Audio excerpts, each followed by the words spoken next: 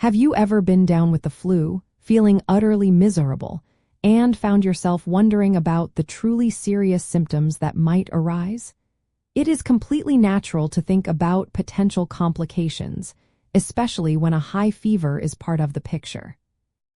Regarding seizures during the flu, here is the direct answer.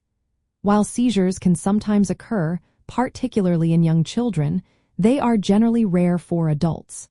Most often, they are linked to the body's response to a very high or rapidly rising fever. For the vast majority of people, the flu will pass without experiencing this particular complication. The main reason seizures might happen with the flu is due to what are known as febrile seizures. This is a medical term for seizures triggered by a sudden spike or sustained high body temperature. Children, especially those between 6 months and 5 years old, are more susceptible to these because their developing brains are more sensitive to fever changes. It is often the speed at which the temperature rises, rather than the absolute temperature itself, that can trigger these events. In adults, seizures linked to flu are much less common and typically only occur in the presence of a pre-existing neurological condition, or if the flu leads to very rare but severe complications like encephalitis, which is inflammation of the brain, or severe dehydration. So, what can you do?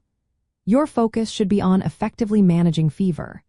This means using over-the-counter fever reducers such as acetaminophen or ibuprofen exactly as directed by the product instructions or your doctor. It is also crucial to stay well hydrated by drinking plenty of fluids throughout your illness. Additionally, monitor all symptoms closely, especially in children, and be prepared. If a seizure does occur, remember to stay calm, move any objects that could cause injury away from the person, and gently place them on their side.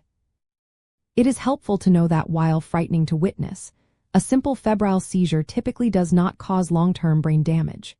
This is an important distinction that can bring some reassurance.